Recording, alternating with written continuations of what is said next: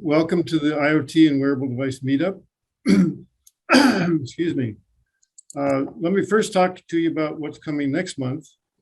We're going to have Arn Lang Ree from Spanner. It's a ID and mechanical design firm. He's going to talk about the designer's approach to IoT device development. This should be an interesting talk. After today's presentation, there'll be an opportunity for networking. So if you haven't done networking or haven't learned about networking, it's a great way to promote yourself in your, to have places to go when you're looking for a job, when you're looking for advice. It's really key. And now I'll let Brian continue on with the introductions. Yes, hi guys. Thank you everybody for joining this afternoon. It's great to be here, and we have guest speakers today for our IoT and wearable devices event, and I have the opportunity to introduce Micheal Keer. He's the founder and managing partner of Product Realization Group. He'll be speaking about how to move your products from idea to scale, and also with the right strategies in place, your business may encounter significant challenges in making the transformation from prototype to volume manufacturing. He has more than 30 years in high technology hardware and new product commercialization. He's lectured and mentored at Stanford, StartX, Berkeley, Foundry, and Lemnos Labs. He has a BS in industrial engineering, master's in manufacturing engineering from Northwestern University. And without further ado, I'd like to pass the mic to Micheal Keer. Welcome. Thank you, Brian. Appreciate that. Everybody see that okay? Fantastic. Okay. Well, so today the topic is going to be the 8 best practices of product realization. And there is a lot of content, so I'm going to go very quickly. If you miss something, have no fear. There is about a 2-page summary that we plan to email after. So if you miss something, or you can feel free to contact us, and we can share after the presentation here. So with that, I'm going to just dive in. A little bit about Product Realization Group. We started in 2010 with the intent to help companies navigate from prototype to scale. So really not a design firm, not a manufacturing company, but really helping to navigate in between from prototype to full-scale manufacturing.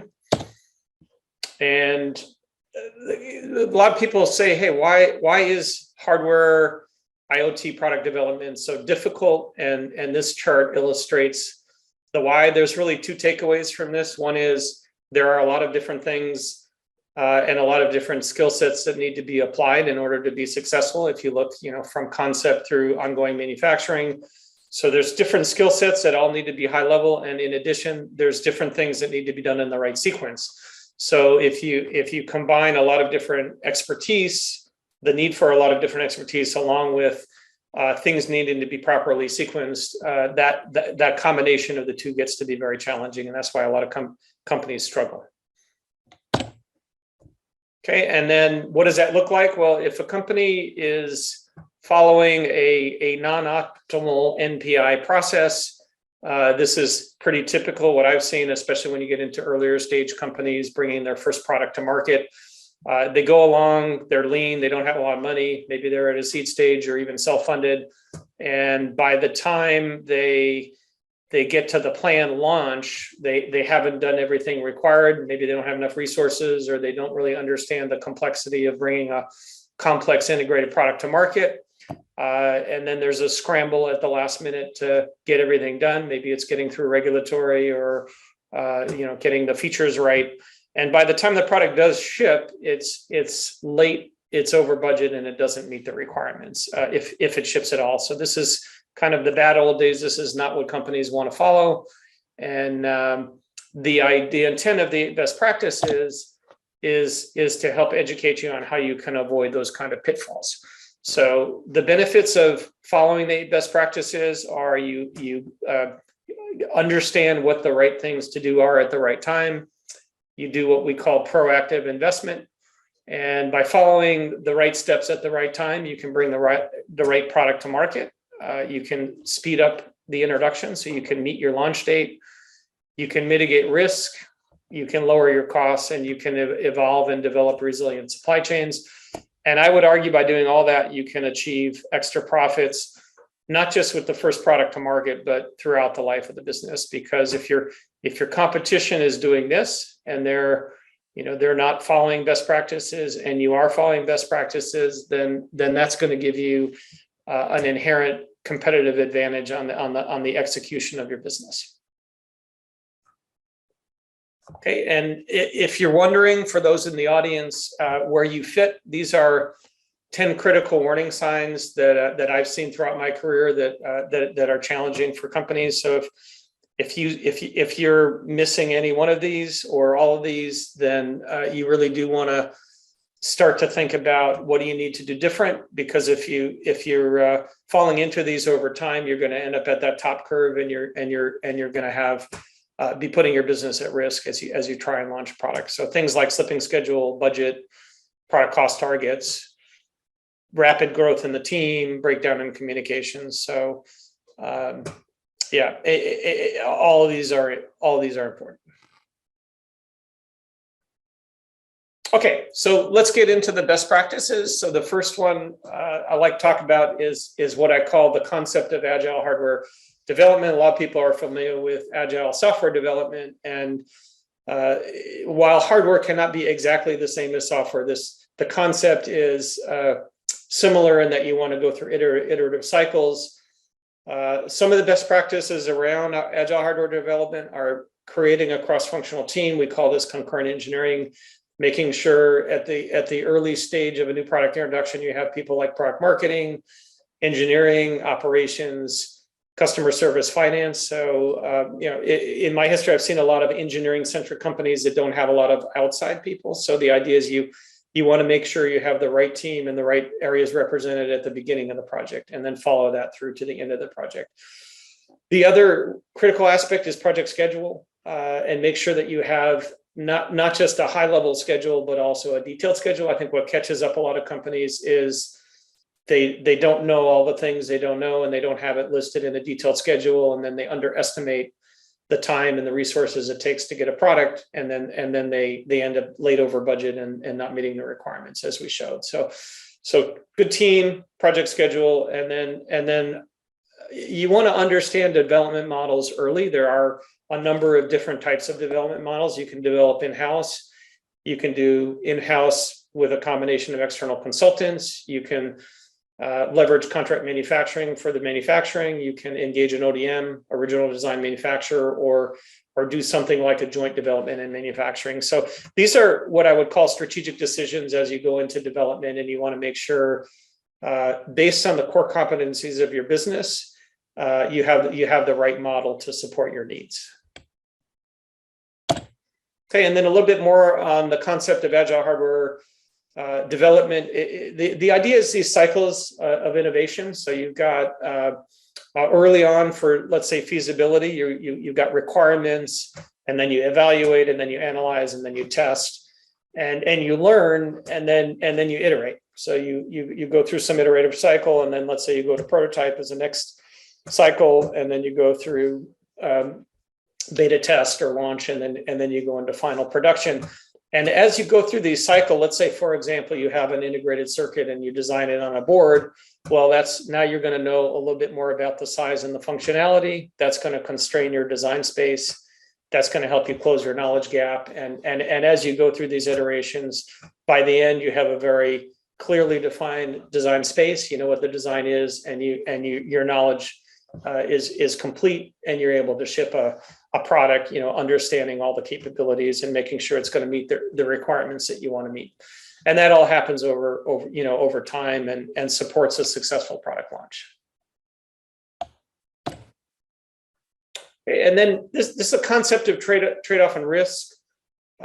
Successful companies that I've worked with understand the value of a minimum viable product. The idea is you want to compress your design into absolutely the minimum set of features that's going to meet the market needs. So this requires a good understanding of the marketing, as well as translating that into what is going to go into the product, and how do you make sure that you haven't over featureized the product. And if you look at companies like Apple, they do a very good job of of this. There are companies that are over engineered as well that I've seen that that struggle. And then the other concept is understanding risk, and risk is not just development risk. A lot of engineers I talk to think, hey, we got risk in development, and that's true. But there's a lot of other risks that are very important. Things like market risk. Do you have the right product market fit? Technology risk. Is your technology viable? Does it compare, stack up to competition?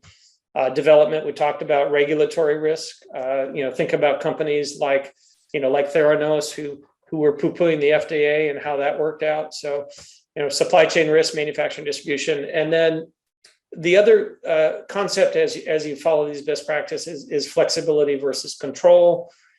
When you're early in the development process, you do want flexibility. You want to be able to swap components out. You want to be able to change things very quickly. You don't want a lot of process controls.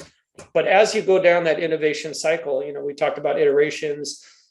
You want to tighten those controls, and by the time you get to manufacturing, you want to have very good controls. And this would be involving things like business systems and making sure that whatever you've documented as part of the development process, you can easily communicate that through the design and the supply chain. Okay, and then the third best practices is around cost. It's really understanding cost. And a lot of companies that I've worked with tend to think of cost initially as just material costs. It's like, hey, I've got this material, and now I know what the cost of the product is. And the analogy of that in my mind is a pile of wood on your lawn is not a house, right? I mean, a house has concrete and it has plumbing and all the other things that need to go in. So understanding the whole life cycle cost, all the things that go into the product. And making sure you're properly resourced on the staffing side as well as the money side is super important if you're gonna have enough money to fund the venture, and if you're going to be able to make a profit at the end of the day, right? So if you're thinking your cost is material, but it's really a lot higher, you may not be able to to make a profitable business over time. Okay, so that's one aspect of cost, and then the other concept is if you think about a hardware product, let's say, versus a software product, and let's take a car for example. Let's say you're General Motors and you shipped 2 million automobiles, and then there's a problem with I don't know, the battery, for example, because I have a Bolt and they recall the battery. So that's very expensive because you have hardware. So you've got to take the product, you've got to get it back to a place where you can repair, and all that takes time and money as well as erodes a brand. If you think about a software, let's say you're Microsoft and you have 2 million instances of Office out in the field, and you want to make a change. All it takes on the software side is to press a button and do your update, and you're done. So when you're talking, especially hardware IoT products that involve physical things, understand this concept of cost escalation is really critical, and is also why you want to get things right early in the process, right? So to make a change in feasibility, no problem. It doesn't cost a lot. To make a change once you're in volume production is hugely expensive, and risky. Okay, so moving on to design for excellence. So you've got now minimum viable product, you've gone through best practices, and continuing along the best practice of following principles of design for excellence. This would include creating a strong partner ring system, bill of material, when you're designing, looking to eliminate fasteners, minimize parts counts, using concepts like poka-yoke, which is mistake proofing, designing with modular design. So all these things go to building a successful hardware product and hardware company. They help to minimize the cost as well as improve the quality of the product and allow you to scale. In parallel, there's this idea of test, and my experience is test is generally the most expensive and most time-consuming thing in production. So understanding test early, building an appropriate test as part of the design process, as part of that core team that we talked about, will help you design a product that is easy to test and then can help scale your business and scale your product. Yeah, and I worked at a company 2 or 3 startups ago where we decided not to do in-circuit test, 30-second test, and we had to live with a 15-minute functional test for the next 5 years at a big cost and not really being able to understand or debug the process. So, as you go into scaling a product, applying these concepts, understanding these concepts is really important if you're going to meet your cost targets and meet your quality targets. Okay, and then following that is the idea of leveraging tools, especially when you're in prototyping. This can save you a lot of time and a lot of money. Leveraging things like additive manufacturing for shape analysis. You can do disposable tooling. You can test concept fitting, simulate airflow testing. You can do this all very quickly and very efficiently if you leverage tools like additive manufacturing. And then as you're going through the development process, understanding and not ignoring product reliability is really critical for getting a product that's going to be reliable in the field. And tools you can leverage for that are things like calculating mean time between failures. So that's kind of calculating what is the reliability of this electronics as you go through. There are tools like failure mode and effect analysis, which can help you identify, understand, and mitigate risk. And then there are you can see the chamber there. There are chambers and things like highly accelerated life testing, highly accelerated stress screening. This would be putting the product at high temperature over some period of time and then waiting until things fail. And then based on what fails, you can understand really what the potential reliability of the product is and then mitigate those risks when you're still in the design cycle. So basically you go high temperature until things fail, and then you identify the highest risk points, and then you can end up with a more robust design in the design process, not waiting until things go in the field and fail. So that's going to help you extend product life, improve product quality, which is going to end up with happier customers if products are doing what they need to in the field. Okay, and then I would say kind of the parallel to reliability is agency compliance. So it's regulatory. So all products that I'm aware of have to go through some kind of agency compliance. If it's an electronic device that's not medical regulated, then it's typically going to be things like UL, CE, FCC, especially if it's an IoT device. If it is a medical device, you would have an added burden of things like FDA. If you're shipping it in military, you'd have mil-spec, ISO, and then on top of that, you've got ever increasing regulations around environmental compliance, things like RoHS, REACH. And the takeaway here really is to understand what agency compliance does your product need to meet early. By doing that, you can do pre-scans, you can prepare, and your likelihood of passing these tests is going to be high. If you take them for granted and you don't take them seriously, there's many companies that will fail these tests, and then you could delay your schedule by months, if not years, or get rejected by FDA and not be able to ship product at all if you're in the medical space. So. And then a little bit on business systems. The couple concepts when I'm talking about hardware product development. One is the idea of successfully launching a product. So you've got a product, you want to successfully launch a product. If somebody can go on mute there. Yeah, thank you. So there are two concepts. One is the idea of a product, successfully launching a product. The other is laying the foundation for your business so you can successfully scale your business. And the idea of getting the right business systems is more in the line of, it can support the first product or the second product, but the idea is you can now scale your business successfully because you have the right business systems and the right software tools in place. So these would include things like product lifecycle management systems or product data management systems. So, what is going to control the product record? Where are you going to put your bill of material? How are you going to control that and communicate it? The others would be things like enterprise resource planning. That's now getting into more the material planning side of things. So what parts do you need to buy? How many do you need to buy? What's the cost? How do you manage your supply chain?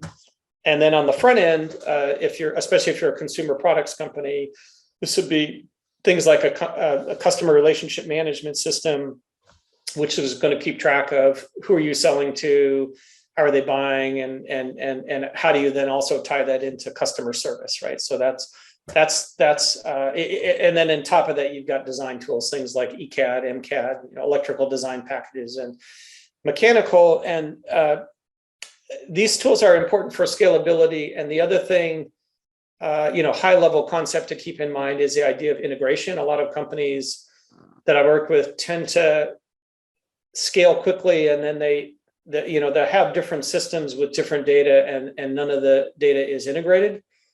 And that can really be problematic for a company as they try and scale, because now you've got to manually enter data in a lot of different systems, and it tends to be error prone and inefficient. So the idea of understanding what are the right systems that you need, and then how do you integrate that data early so that as you scale, you can do it efficiently and in an automated way, again, can be really foundational for building a successful and scalable business. Okay, so the next tip or best practice is around, are you ready to scale? And assuming you've done all the other things we talked about, then this is really just making sure that you've kind of reviewed everything. This could be tied into what's called in the hardware world a phase gate process. So have you gone through all the gates effectively?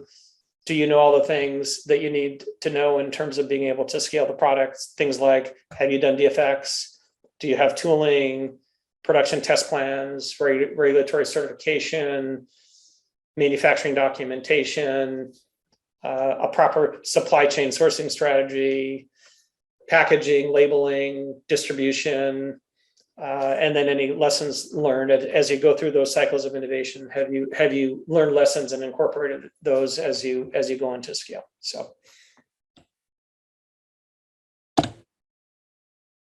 all right, and the last one is around building a resilient supply chain. I know a lot of companies recently, especially the last couple of years since COVID, are really struggling with supply chain, getting components, and those are still going to be real challenges. But by developing a good supply chain strategy and a really resilient supply chain strategy, you can go a long way to help mitigating those risks.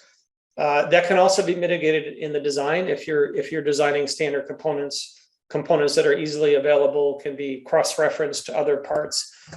Those are all going to go a long way to improving your design in terms of scalability, and then also supporting the more resilient supply chains. So some of the things you want to think about are location, capabilities, politics, tariffs. For example, COVID in China is shutting down China. So people that historically have thought China was a really strong place to manufacture are now really suffering both from tariffs as well as shutdowns. Right? They can't get material. So a lot of people are concerned. Well, are there other ways around? Can we reshore? Can we bring things back to U.S.? Concepts like using short lead time parts in the design, stabilizing the product design before you scale. Especially if you're going to communicate to a manufacturer, you want to have a stable design as part of that. When you're selecting suppliers, make sure you've got a good product fit, a good technology fit, a good culture fit. You want to think about a supplier like a part of your business. Not somebody you're going to toss things over the wall, but somebody you're going to actively work with to support what you need to do. Duplicate sources where possible. Easier for big than small. Communicate clear volumes, and then hold regular supplier reviews. So that's it. In summary, we've got just to roll it up, and again, we can send this after if you're interested. You want to think about concurrent engineering, agile hardware development, mitigating risk, design for excellence, rapid prototyping, accelerated life testing, agency environmental compliance, scalable business systems, and then prototype pilot manufacturing. Okay. And with that, I'm gonna introduce the panel. We're very pleased to have very senior experts covering all aspects of the development and supply chain process. I'll start with Mark Frederick. Mark is Chief Technology Officer at MakeYouSafe. He has many years in the development, commercialization of products, and he's been really the driving force to bring the MakeYouSafe product successfully to market. And he'll tell a little bit more about what that looks like after I get done with the introductions. Shirish Joshi, 40 plus years in supply chain operations, cut his teeth at companies like Apple, SGI, ran worldwide operations at Magellan, has been active in the consulting space for the last 15 years, has seen it all in the operations side of it, and has many connections both locally as well as throughout the globe in terms of identifying, selecting, and picking the right supply chain strategy.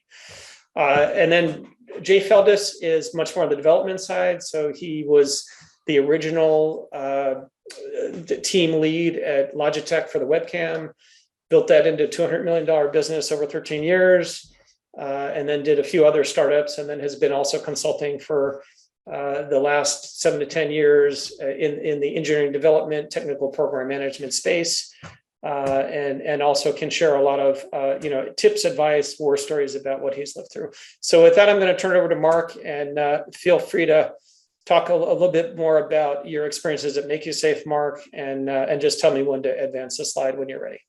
Okay, thanks, Michael. Thanks, everybody, for joining today. And I'll just tell you a few kind of brief things about MakeYouSafe. We started the company 6 years ago. Our focus is using wearable IoT, and I'm wearing a device right now, to collect information about what workers are experiencing and to provide that to safety professionals. So think in a factory or manufacturing setting where there's a lot of workplace injuries, developing technology that can equip safety professionals to make wise decisions to help them protect their workers.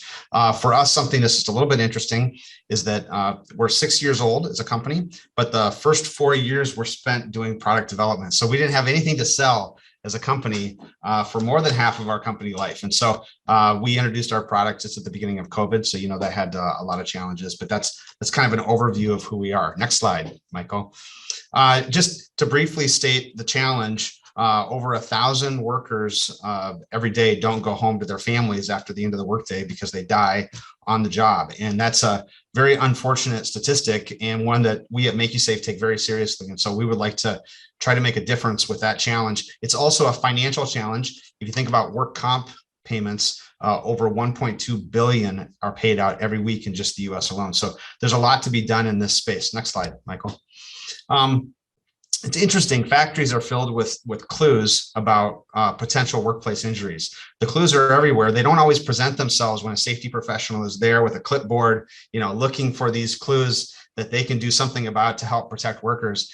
And so our goal is to be able to use a wearable device to find those clues right where those workers are. And so it could be a slipping hazard, it could be low light, it could be some air quality issues, but whatever it is, we want to be able to collect it in real time and provide that information to a safety professional. So next slide, Michael. So overall, our goal really is to have the connected worker where their data is being collected about what they're experiencing. It's not biometric data, so it's not about them, but more about what's happening around them. Deliver that to the cloud in real time, and then again, provide that through some really nice analytics and information tools for safety professionals. Next slide. So how do we do it, right? How's this happened? Well, this is where product development has been important for us. We needed to develop the wearable IoT device that didn't exist on the market to do this. And so we set out to create this wearable, and you can see it's quite small if you can see the video camera of me. And so this device, when it's not on a worker living inside of this holster, it's living in a base station instead. And that's where it's charging and it's receiving its firmware updates. And when it's on a worker, if it collects some information, it sends that to the base station, and then the base station sends that data to the cloud. From beginning to end, from the moment we detect something and want to send it to the cloud, it's around 13 seconds. So we feel that's not real time by NASA standards, but it's pretty good real time. And then a big part of our business is taking that data, piles of it. We have over 1 billion data points already, and transforming that into actionable information for safety professionals. Next slide. So, when you think of a product, sometimes you don't think, oh, there can't be that much there. I thought that. I had never produced a product. And so when you take something like our wearable apart and you look to see what's inside, it's really important, I think, to get some expert advice in helping to navigate this. Battery supplier, what type of battery, designing a printed circuit board, doing part selection. Micheal talked about this earlier, but part selection that kind of future-proofs you as much as possible, right? What's available that if you don't have one supplier that can provide it, can you find it from another supplier? There's plastics involved, and rubber gaskets and seals. And even in our case, there's fabric and Velcro and all kinds of things. So taking this idea and prototypes and moving them to production has got a lot of barriers in it. And for us, it was important. We worked with PRG and Sharish specifically to help guide us through that path of discovering how do we make all those little parts and pieces come to life and be able to do it at scale. So next slide. And then ultimately, we're very proud of what we've done with the results from this wearable device. The wearable device is producing a ton of data, and we're capturing that, and we're presenting it in a way that safety professionals can look at it and make decisions. And every day we hear stories about how companies are making a decision that they feel confident is helping to make a safer workplace for their employees. So that's just an overview of who we are and how we've really had to leverage this process of new product introduction, and how grateful we are to Micheal and Sharish and Jay in helping guide us through that process. So I'll hand it back to you, Micheal. Thank you, Mark. Appreciate that overview. And now we had a few prepared questions before we go into the audience questions. And I'm just going to go ahead and dive into those. So Jay and Sharish and Mark, if you guys want to go off mute, we'll go ahead and lead off with that. You should be able to see them on the screen. So the first one is, what are the biggest challenges that you have seen in your experience in the product realization process?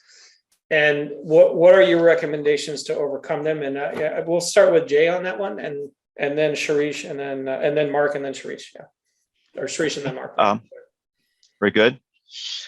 I think one of the big things that I see, and it seems a little surprising, but it's very, very common, is that people dive into their product development and get pretty far into their product development without actually writing down in detail their product requirements. So that includes a written document of what is your marketing requirement, what's your market, what's your use cases, and then writing down a set of technical requirements of what this product has to do, its features, its functions, that are written down in a measurable fashion.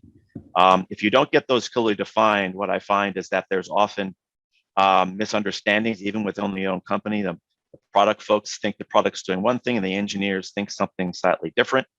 So you write it down, you compare notes, you make those tough decisions early on.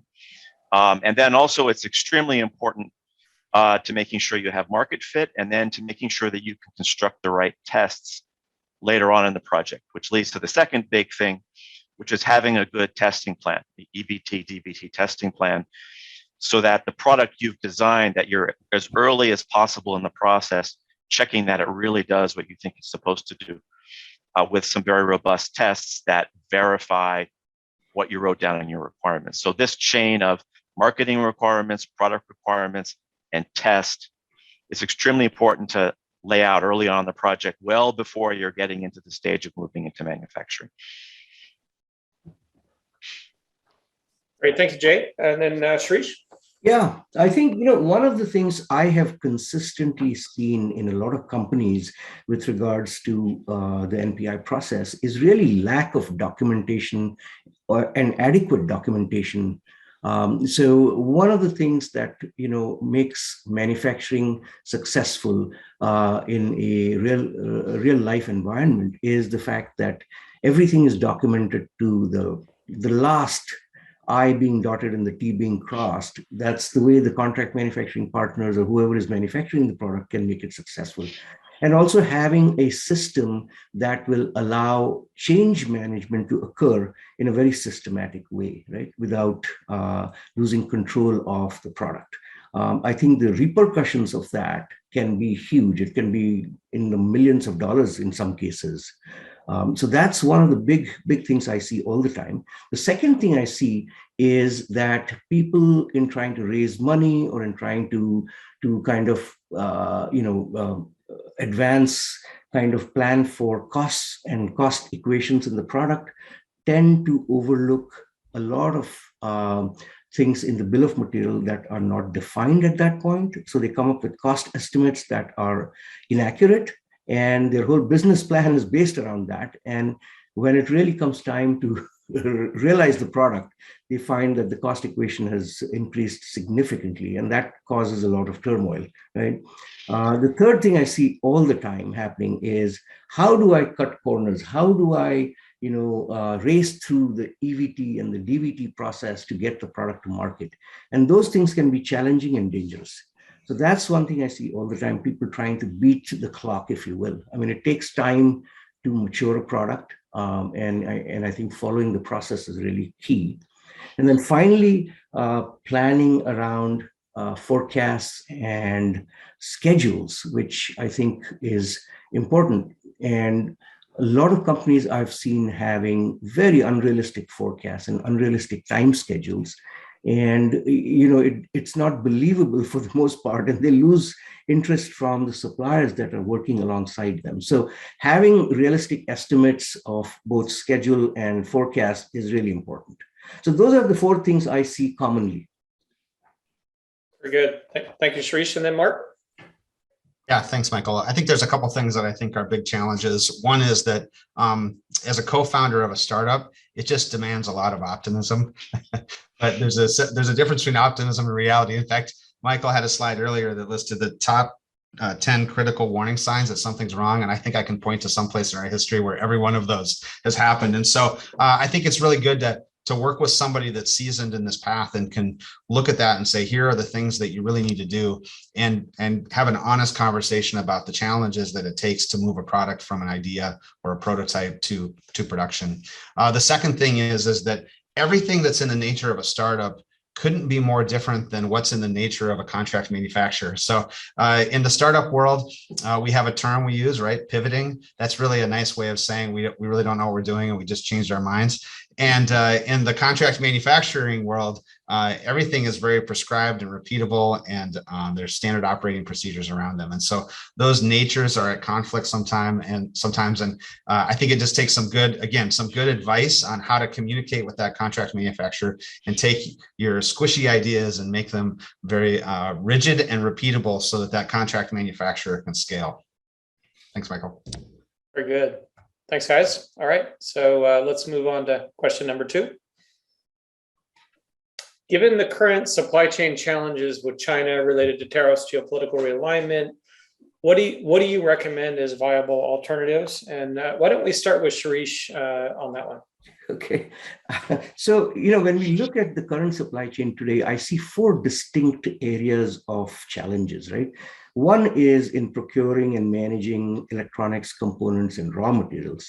And in some cases, it's difficult for most companies to reach to the stage where they can actually influence the raw material pipeline. But in a lot of cases, you can influence the electronic components by planning well ahead, looking at alternate sources or alternate components that may fit your bill of materials and provide some relief to the lead times. The second area I see is really a choice of manufacturing partners. In the past, we have, in a lot of companies, have blindly gone to China because of the, hype around China being the manufacturing hub. I think of late, things have turned around. People have been surprised by some of the things that are happening. So a lot of other viable choices are coming into play. For example, other geographies like Thailand or India or Malaysia are definitely viable in terms of pricing and costs and so on compared to China. So looking at that is also certainly a path to go. The other thing which we had not faced in the past and which we see now is logistics challenges. Okay, if you have product that you're going to ship by ocean, the timeframes are completely unpredictable. I mean, something that we saw recently with regards to Make You Safe.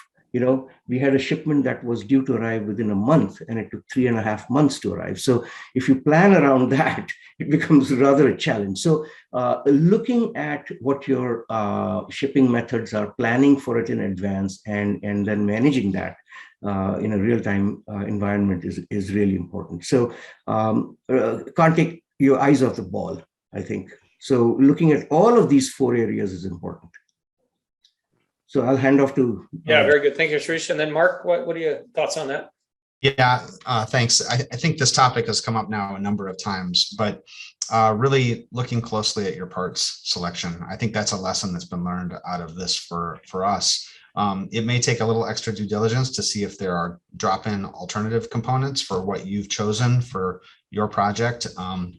And having a single source supplier is definitely a liability or a risk that you take on with that. In some cases, you can't avoid it, like some sensors, there's IP around it and they're the only supplier. But I would say for us, that's the biggest lesson is looking at our parts, our BOM, and making sure that we have lots of choices to fulfill that BOM as much as possible. Thanks, Michael. Great. Thank you, Mark. And then Jay? Yes, I think what it changes on the earlier stage of the project is I think traditionally it's very common that the engineers just, go to the DigiKey website and order a bunch of parts and build their samples. And then after they've done some testing and it seems to work, they toss it over to their supply chain people who will then go out and find the real suppliers, right? And that doesn't really work anymore because the part you used from DigiKey might not be available. And so you need to put more effort earlier on into saying, well, okay, who are we actually going to buy these from in volume? Pull your supply chain people in earlier and say, what is available before we commit to this design? And so there's going to be a lot of pressure to not only select your parts from established suppliers who have supply, but also, get your testing done as early as possible because they're going to say to you, well, the lead time's a year, so we need to buy them now before you're even done designing this thing. And so you have to think a lot harder about your risk bias. Do we just buy those parts even though we're not 100% sure we're going to need them? Maybe, so there's a lot more attention a lot earlier on has to be paid to that side of it. Great.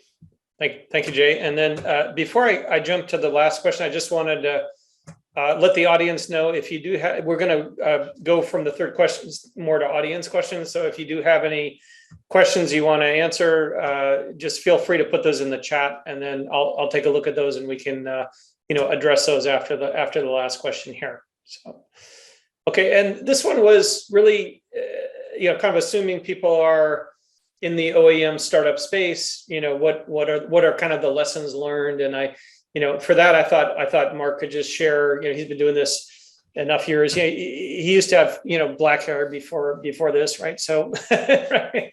That's what startups will do to you. So I thought he could share some of his lessons learned, and then we can open it up to audience questions. So go ahead, Mark.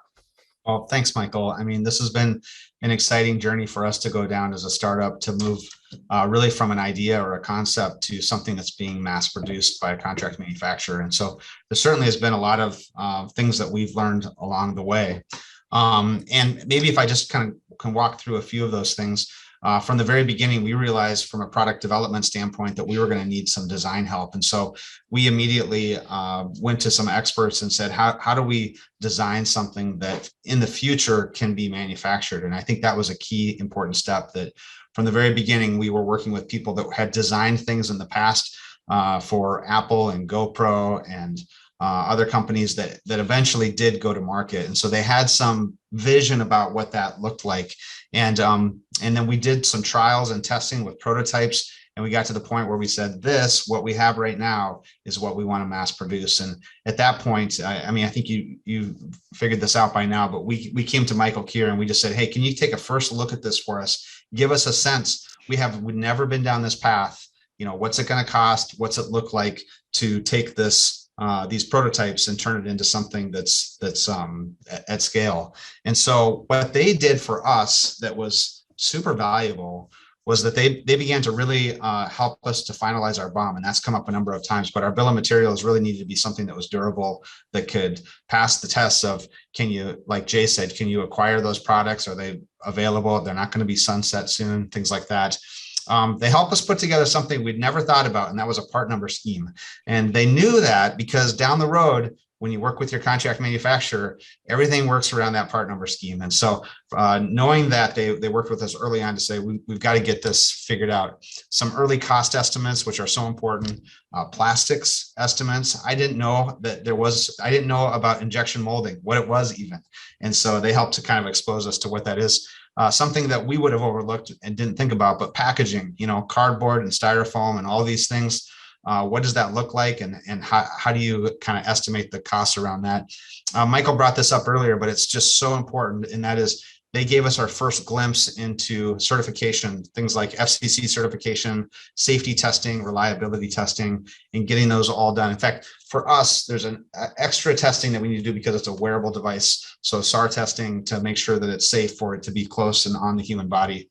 And then was really great, but they had a network, and Walt talked about having a network and how important that is earlier. And so began to do warm introductions with people that were domain experts in each of those areas. And I'd encourage you to really, if you're going down this similar path, those connections are just so valuable in taking the next step and continuing to advance your product. Probably one of the most challenging things that any startup has to go through that has a hardware product is doing CM selection or contract manufacturer selection. There are lots of manufacturers all over the world, and how do you even begin to dip your toes in that discovery process? And so we worked closely with Shirish. Shirish, Southeast Asia is like Shirish's backyard, and he knows all the ins and outs of working with so many companies there. And so that was great. We had lots of late night presentations where I told contract manufacturers about who we are, what our vision is, and what we were trying to build.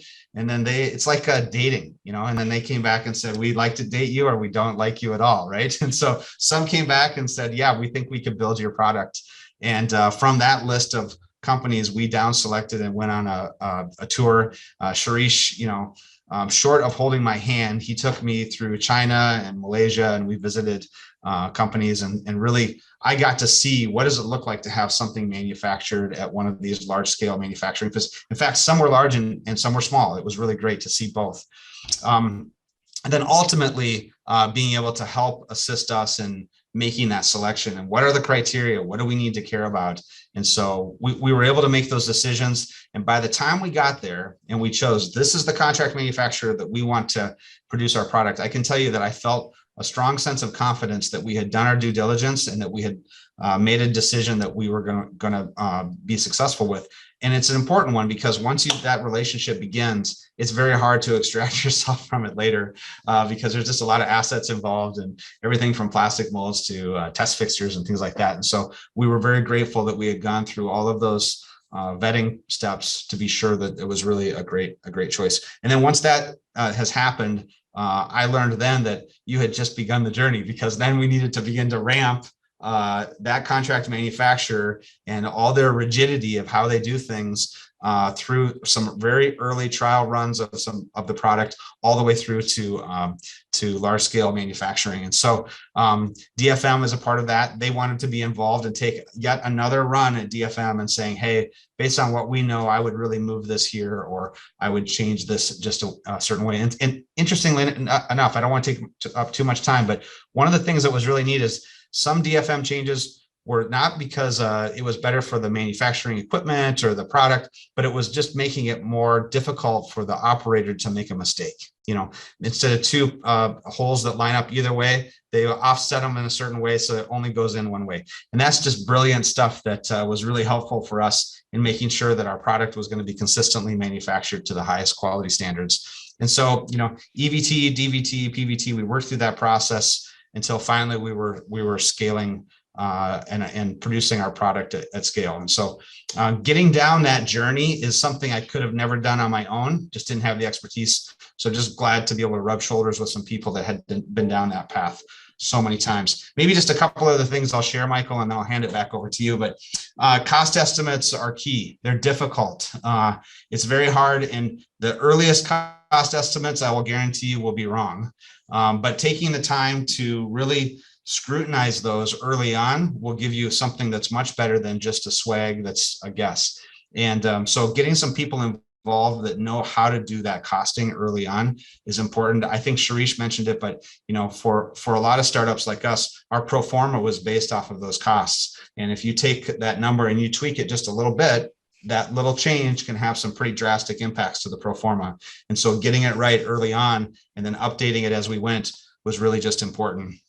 And then lastly, in seeking help to go down this path, I just would, I guess, remind everyone, myself included, that you get out of this what you put into it. Just like all consulting resources or bringing in expertise, they can't do it all for you because in this case, this is our company and our product and our objectives, but they can't do it without you, and you can't do this without them. And so really investing in that relationship and answering questions and trying to share everything is going to pay dividends as they take that information and really help guide us. And so I was very fortunate in our case that we were able to work really collaboratively with Michael and his team, especially Sharish, on so many of the details, and putting a lot into it definitely paid off for us, and we've gotten a lot out of it. So I hope that's a good explanation of kind of our journey, Michael. Yeah. Just to kind of cap it off, where is your business today? Yeah, thanks. So we're in production. Of course, like I said, we released at the beginning of COVID, so that made it a little bit challenging. But right now we have 37 customers. We're deployed in 53 sites. We have 1,627 wearables actively in the field. It says right now, I've got a dashboard next to me. That's why I keep looking at it. We are deployed in Mexico. We have goals of being deployed in Eswatini, Africa, and Indonesia before the end of the year. And we're having some serious talks with a company in Canada that I think will be deploying before the end of the year as well. So we're seeing some really fast growth. We're really excited about it. And we're glad that we can kind of pull the trigger. And we've ordered 10,000 more wearables to meet the expected demand that will be built in 2023. So it's good. Very exciting. Thank you, Mark, for sharing. Thanks. That's great, great success story. So I appreciate the time there. Okay, what I thought we could do now is jump into audience questions. I don't see a lot, but I did see one, which we can address by, it looks like from Arn. And the question is, what are key parameters in deciding amongst using in-house resources, outside resources, CM, ODM, JDM? And I know, Mark, you just shared a bunch. So why don't we start that one with Jay, who I think, when he was at Logitech, did a lot of these kind of decisions. And Jay, if you want to tee it off and then turn it over to Sharish and Mark for their thoughts. Okay.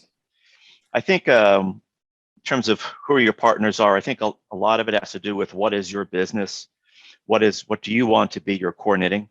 So, I mean, if you're a product company and you're designing, you're built around your hardware product, you probably want to have more control over what that design is, and you want to have more of that owned in-house, as opposed to, say, if you're maybe a software company and you have less interest in the hardware, you might choose to go with an ODM who can kind of do it, based upon some requirements. So that's kind of where I would start in terms of thinking about that, is what's your core business, and making sure that you have the know-how to manage that core piece. If you put too much of your core with, say, an ODM over in Asia, you'll get something, but it might not be necessarily what you want it to be because you don't have control over it. Right. Very good. Yeah. Thank you, Jay. And then Mark, you want to go next? Sure. I'll just quickly say that our contract manufacturer is in Malaysia, and one of the things that I appreciate about that is it's just a lot of things under one roof. So plastics are being done there. All of the PCBA work is done there. All of the PCBA testing, assembly, final test, and packaging and shipping is all being done there. So that's really been helpful for us because we don't have 8 different conversations to have for for our manufacturing conversations. It's really down to just a couple folks. And so that's been a great decision for us. Secondly, is in terms of in-house, our company is located in Des Moines, Iowa, and we just didn't have a lot of resources available to us here that are in the manufacturing of high-tech technology space. And so that was a natural choice for us to look outside and get outside help. Excellent. Thank you, Mark. And then Shirish?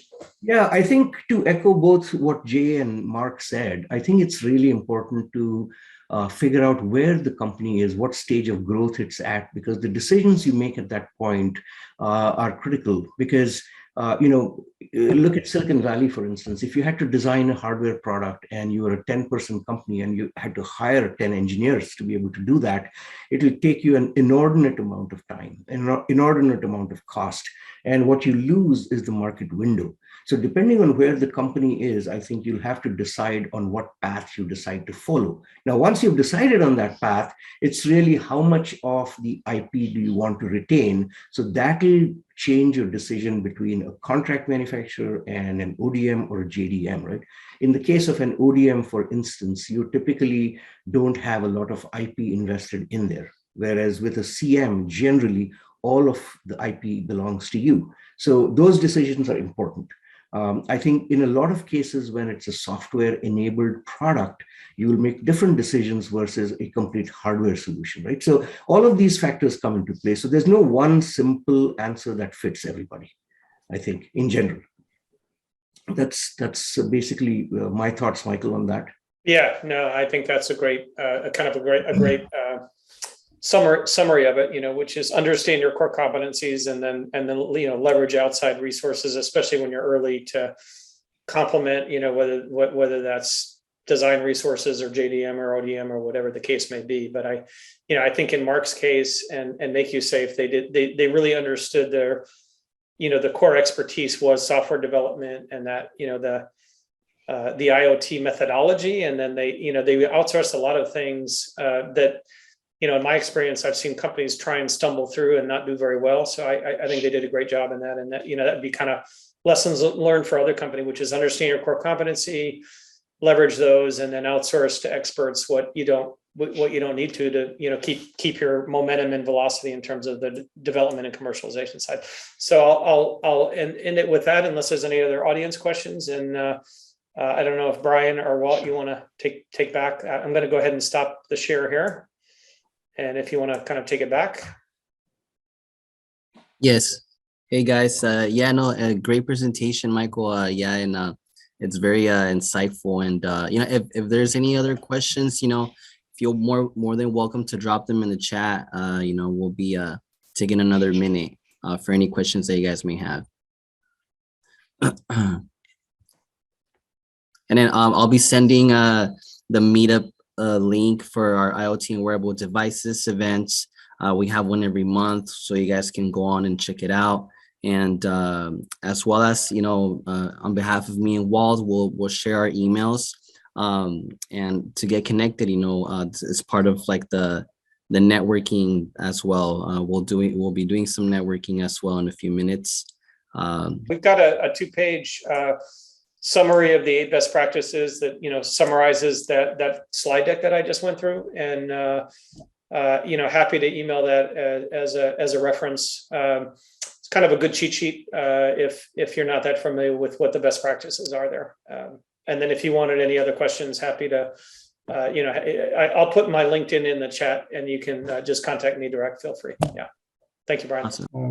So thank you very much for attending. I do look forward to having these in person. So far, a few months ago, we tested in person versus virtual, and it was 8-1. People still prefer to be virtual. So we're not quite ready for in person, but hopefully that'll come soon. All right. Yes. Thanks again, guys. It was a pleasure to meet. I'm going to have to run here. Yep. Thank you, guys. Yeah. All right. Bye, everyone. Bye. Take care. Bye-bye.